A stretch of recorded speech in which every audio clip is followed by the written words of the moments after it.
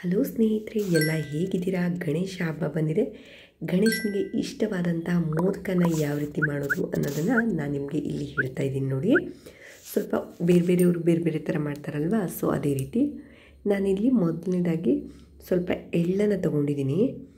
ಎಳ್ಳನ್ನು ಚೆನ್ನಾಗಿ ಹುರ್ಕೊತಾ ಇದ್ದೀನಿ ನೋಡಿ. ಎಳ್ಳನ್ನು ಚೆನ್ನಾಗಿ ತೊಳೆದ್ಬಿಟ್ಟು ಅದನ್ನು ಹುರ್ಕೋಬೇಕು. ಹಾಗೆ ಈಗ ಎಳ್ಳು ಹುರಿದಾದ್ಮೇಲೆ ಇದಕ್ಕೆ ಸ್ವಲ್ಪ ಬೆಲ್ಲವನ್ನು ತೊಗೊತಾ ಇದ್ದೀನಿ. ನಾನಿಲ್ಲಿ ನಿಮ್ಗೆ ಗೊತ್ತಿರೋ ಹಾಗೆ ಮನೆಯಲ್ಲೇ ಮಾಡಿರುವಂಥ ಬೆಲ್ಲವನ್ನು ತೊಗೊತಿದ್ದೀನಿ ನೋಡಿ. ಅದಕ್ಕೆ ನಾನೀಗ ಆಲ್ರೆಡಿ ನಾನು ಹುರಿದಿಟ್ಕೊಂಡಿದ್ದಲ್ಲ, ಅದ್ರ ಜೊತೆಗೆ ತೆಂಗಿನಕಾಯನ್ನು ಸೇರಿಸ್ತಾ ಇದ್ದೀನಿ. ಎಳ್ಳಿನ ಜೊತೆ ತೆಂಗಿನಕಾಯನ್ನು ಸೇರಿಸಿ ಈ ಕರಗಿರುವಂಥ ಬೆಲ್ಲಕ್ಕೆ ಇದನ್ನು ಆ್ಯಡ್ ಮಾಡ್ಕೊತಾ ಇದ್ದೀನಿ ಸ್ನೇಹಿತರೆ, ಗಣೇಶನಿಗೆ ಮೋದಕ ಅಂದರೆ ತುಂಬಾ ಇಷ್ಟ. ಮೋದಕ ಅಂತೂ ಮಾಡ್ತಾರೆ ಎಲ್ಲ ಕಡೆ. ಆನಂತರ ಕಡುಬು, ಹೋಳಿಗೆ ಎಲ್ಲದೂ ಇಷ್ಟ. ಅದರಲ್ಲಿ ಮೋದಕ ಅಂತೂ ಇರಲೇಬೇಕು. ಮೋದಕ ತಿನ್ನೋದಕ್ಕೂ ತುಂಬಾ ಚೆನ್ನಾಗಿರುತ್ತೆ ಸ್ನೇಹಿತರೆ. ಅದಕ್ಕೋಸ್ಕರನೇ ಇರ್ಬೋದು ಗಣೇಶನಿಗೂ ಇದು ತುಂಬಾ ಪ್ರೀತಿ, ಅಥವಾ ಗಣೇಶನಿಗೆ ಪ್ರೀತಿ ಅಂತ ಇದಿಷ್ಟು ಚೆನ್ನಾಗಿರುತ್ತೋ ಗೊತ್ತಿಲ್ಲ. ಇದನ್ನು ಪಾಕ ಬರೋ ತನಕ ನಾವು ಇದನ್ನು ಚೆನ್ನಾಗಿ ಕೈ ಆಡಿಸ್ಕೊತಾ ಇರಬೇಕಾಗತ್ತೆ. ಪಾಕ ತುಂಬ ಚೆನ್ನಾಗಿ ಬಂದರೆ ಕ್ರಿಸ್ಪಿಯಾಗಿರುತ್ತೆ.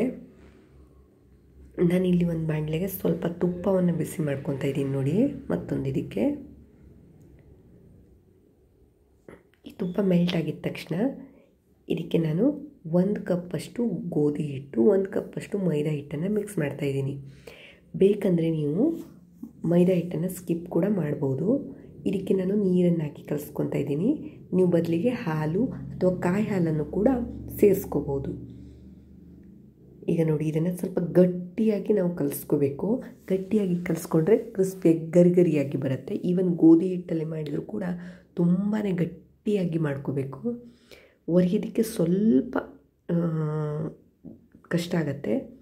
ನಾನು ಸ್ವಲ್ಪ ಇದರ ಹಿಟ್ಟನ್ನು ಮಿಕ್ಸ್ ಮಾಡ್ಕೊತಿದ್ದೀನಿ. ನಿಜ ಅಂದರೆ ಏನು ಹಾಕದೆ ನೀವು ಒರೆದ್ರೆ ತುಂಬ ಒಳ್ಳೆಯದು. ಯಾಕೆಂದರೆ ಎಣ್ಣೆ ಕೂಡ ಯಾವುದೇ ರೀತಿ ಗಲೀಜಾಗಲ್ಲ. ನನಗೆ ಸ್ವಲ್ಪ ಗಡ್ಬಡಿ ಇರೋದ್ರಿಂದ ನಾನೇನು ಮಾಡ್ತಿದ್ದೀನಿ ಅಂದರೆ ಸ್ವಲ್ಪ ಇದು ಹಿಟ್ಟನ್ನು ಮಿಕ್ಸ್ ಮಾಡ್ಕೊಂಡಿದ್ದೀನಿ. ಅದು ಎಣ್ಣೆಯಲ್ಲಿ ಬಿಟ್ಬಿಡುತ್ತಲ್ವ ಗೋಧಿ ಹಿಟ್ಟು, ಆವಾಗ ಏನಾಗುತ್ತೆ ಅಂದರೆ ಇನ್ನು ಸ್ವಲ್ಪ ಕಪ್ಪಗಾಗ್ತಾ ಬರುತ್ತೆ.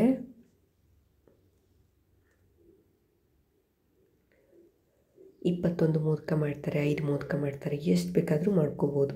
ನಾನೀಗ 5 ಮೋದಕವನ್ನು ಮಾಡ್ಕೊತಾ ಇದ್ದೀನಿ ನೋಡಿ. ಮೊದಲನೇದಾಗಿ ಇದಕ್ಕೆ ನಾನು ರೆಡಿ ಮಾಡಿ ಇಟ್ಕೊಂಡಿರೋಂಥ ಹೂರಣನ ತುಂಬಿಕೊಂಡಿದ್ದೀನಿ. ಇದನ್ನು ಮೋದಕದ ಶೇಪಿಗೆ ನಾನು ಇದನ್ನು ಮಾಡ್ಕೊತಾ ಇದ್ದೀನಿ.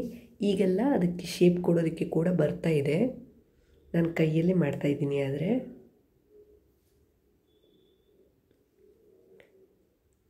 ಯಾರೆಲ್ಲ ಮೋದಕವನ್ನು ಮಾಡಿ ಹೇಗಾಯಿತು ಅನ್ನೋದನ್ನು ನಿಮ್ಮ ಗಣೇಶ ಚತುರ್ಥಿಯನ್ನು ನನ್ನ ಜೊತೆ ಶೇರ್ ಮಾಡಿಕೊಳ್ಳಿ.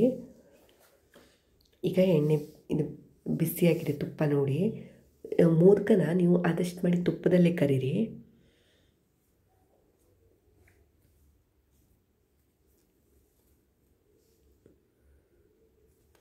ಆಗಿದೆ ನೋಡಿ. ಇದನ್ನು ಸ್ವಲ್ಪ ಬಣ್ಣ ಬರೋ ತನಕ ನಾವು ಇದನ್ನು ಸಣ್ಣ ಬೆಂಕಿನಲ್ಲಿ ಕರಿಬೇಕು.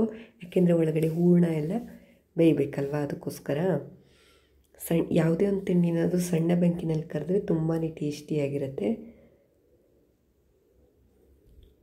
ನೋಡಿ. ಈ ರೀತಿಯಾಗಿ ಕಲರ್ ಬಂದಿದೆ. ಈಗ ಇದು ಆಗಿದೆ ಅಂತ ಅರ್ಥ. ಇದನ್ನು ನಾನು ತೆಗೆದಿಟ್ಕೊತಾ ಇದ್ದೀನಿ ನೋಡಿ.